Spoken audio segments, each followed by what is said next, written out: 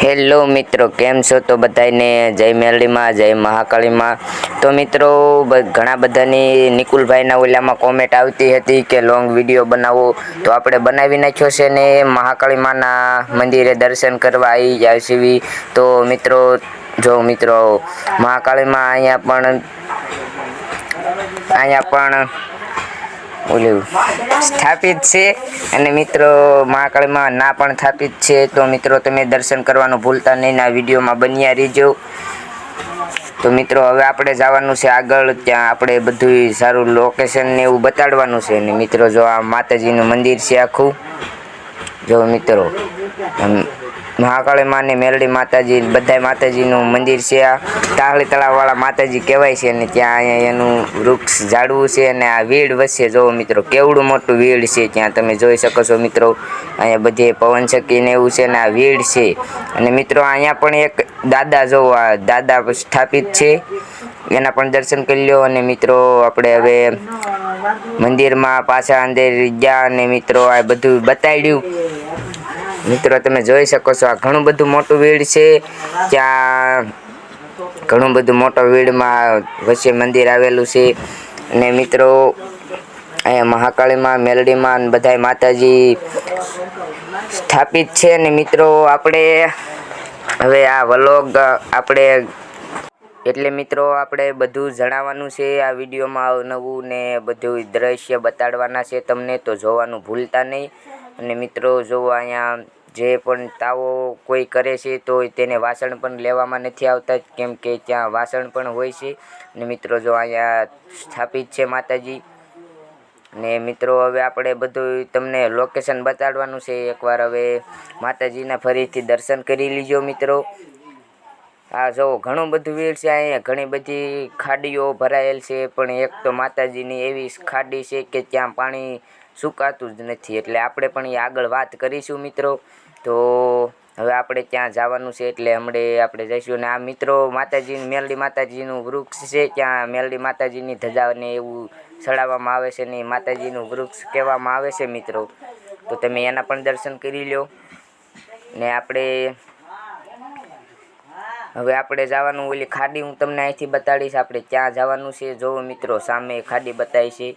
ત્યાં આપણે જવાનું છે. હા, એ ઓમ કહેવાય કે તાહળી તળાવ કહેવાય છે. તેનું નામ આપણે ખાડી કેવી છે ને. એટલે આપણે મંદિરેથી ઘણા બધા દૂર આવી ગયેલા છે. અને મિત્રો, હવે આપણે જવાનું છે ખાડી તરફ. તો આપણે એ ખાડી તરફ રવાના થઈએ.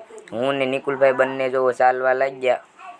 અને મિત્રો, હવે આપણે નાનું બધું દ્રશ્ય અને લોકેશન ને બધું એવું તમને બતાડવાનું છે. તો જોવાનું ભૂલતા નહીં મિત્રો. આ વિડીયોમાં બન્યા રહીજો. લાઈક, શેર, સબસ્ક્રાઈબ ન કર્યું હોય તો કરી દીજો.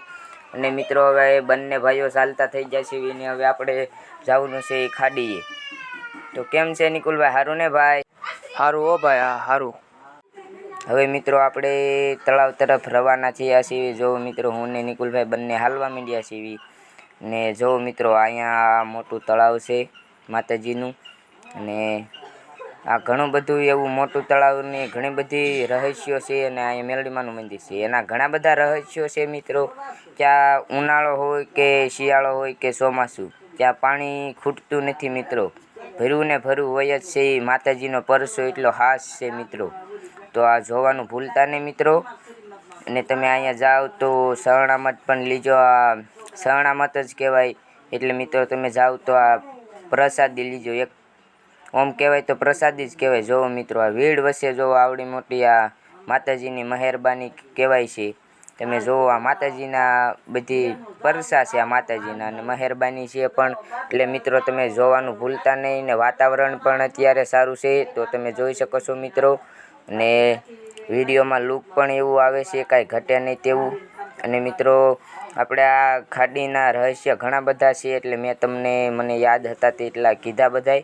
અને મિત્રો, જો હવે આપણે હાલતા થઈ ગયા છીએ. ને એક બીજી પણ ખાડી ત્યાં બતાડવાની છે. ત્યાં પણ માતાજીનો એવું પરસો છે. ક્યાં ના પાણી ડોળું જ નથી થતું. ને હું નિકુલભાઈ બે બંને ના જવાના છે. તો હાલતા થઈ ગયા. ને તેની ચેનલમાં જોવો ભાઈ, કોમેન્ટો બધી આવી હતી. અને જવાબ હોતક તરત દેવા માંડ્યા છે. તો એ બદલ એનો પણ આભાર. અને હવે આપણે હાલતા મિત્રો જાવી છીએ. ને હમણાં જોવો, અહીંયા પવન ચક્કી છે ને એ ઢોરી હતી. ત્યાં માતાજીનું મંદિર હતું ત્યાં પાછળ. અને મિત્રો હવે આપણે હાલતા જાવી છીએ ને મિત્રો તમે જોવાનું ભૂલતા નહીં. એટલે મિત્રો આપણે ઓલી ખાડીએ જવાનું છે.